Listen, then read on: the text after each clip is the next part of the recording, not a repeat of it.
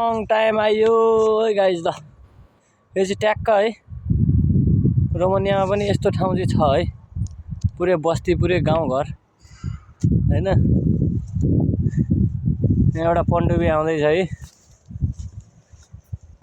मस्त। अब हाम्रो चाहिँ फेरि यो कामै गर्ने, हामी चाहिँ फेरि यहाँ जहाजैमा हो हैन। जहाजमै हाम्रो चौधरीजी के छ?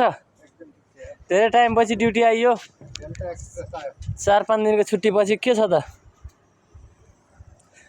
यो चाहिँ फेरि हाम्रो यो मान्छे घुम्ने, यहाँ बसेर मस्त इन्जोय गरेर हिँड्ने हो सिप हो यो चाहिँ, टिकट काटेर।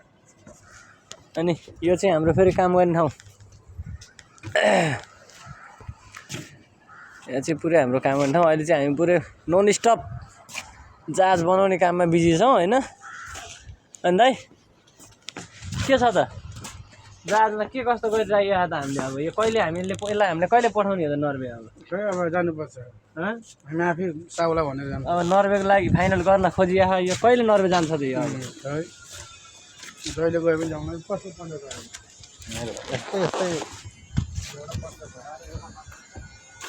गयो यो जहाज चाहिँ नर्वेको लागि रेडी हुँदैछ। यो पहिला उता त्यो पहेँलोपट्टि उतापट्टि थियो, अहिले चाहिँ यसलाई पानीमा झारिसकेको छ है। यो हाफ फाइनल भयो, 50% चाहिँ पुरै पानीमा हो यो। अहिले हामी चाहिँ सर्लक पानी माथि नै छौँ, अहिले पानीमै छ जहाज चाहिँ। हुन्छ होला नि छाल त अनि यत्रो जहाजले छल्काउँदाखेरि त अनि के सातजना त पुग्नु पल्टी छ यो। अब यहाँ सिधा पाऱ्यो भने समुद्र छेकिदिन्छ होला जस्तो लाग्छ यार, त्यति लामो छ है। कम छ त गाइज जहाज लामो यार। हामी त अहिले एउटा कुनामा आएर बसेको छ, त्यो लास्टमा पनि अन्तिममा पनि होइन यो हामी बसेको ठाउँ, अझै परसम्म छ। यो चाहिँ हाम्रो कम्पनी। यो पुरै उतातिर पाट बन्छ, यता उतै बनाएर उतै रेडी भएर अर्को जहाजमा अर्को पानीमा छ उहाँ। सेतो देखा त्यो पनि अर्को हो, त्यो पनि इटली जाने जहाज हो। हामी चाहिँ अब अहिले काम छैन, अलिअलि यसो हल्लिएर इन्जोय गर्दैछौँ होइन दाइ? गाह्रो छ।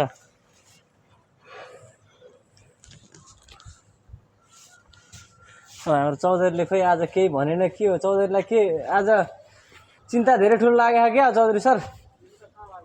खोइ त अनि तिमी त केही बोलेनौ त यहाँ तिम्रो बोली सुन्न चाहन्छन् मान्छेहरू आज।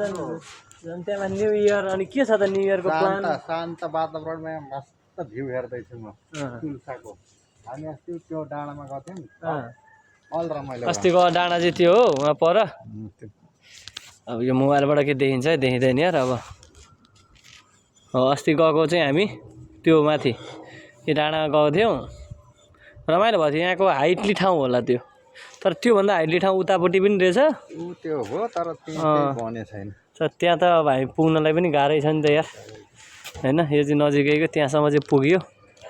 त्यो चाहिँ ठिक्क हो क्या, पुरै तुलसादेखि इन्जोय पनि गरियो जो छुट्टीमा। त्यहाँसम्म भने नि हिँडियो होइन, रुममा कोप्चा परेर बस्नुभन्दा। तर यो सिटी ट्याक्क हाम्रो त्यो नारायणघाट जति भरतपुर एरिया जति लाग्यो। भरतपुर एरिया जति कि त्यस्तै? त्यति नै लगभग, त्यति नै लगभग। ठुलो त लाग्यो नि तिमी पुगेर त। अनि यता नि यति नै छ, पुत अनि धेरै छैन। अब फेरि ठाउँ पनि गाउँघर जस्तो कि हेर न। अब अस्ति नै हिउँ पर्दाखेरि पुरै मरु त्यो के अरे सेतै चारैतिर काहीँ झारसार भन्ने एउटा केही पनि देखिएको थिएन। अहिले हेर त खेती के त्यो धान गहुँ खेती हो कि के होला त्यो होइन? यतातिर नै होला, गाउँछौँ त रोप्छ होला। पुरै खेतीपाती हो कि यो। यति चाहिँ खेतीपाती, फेरि योभन्दा उता नि समुद्र छ, यता नि समुद्र, बिचमा चाहिँ यति चाहिँ खेतीपाती चलिरहेको छ क्या।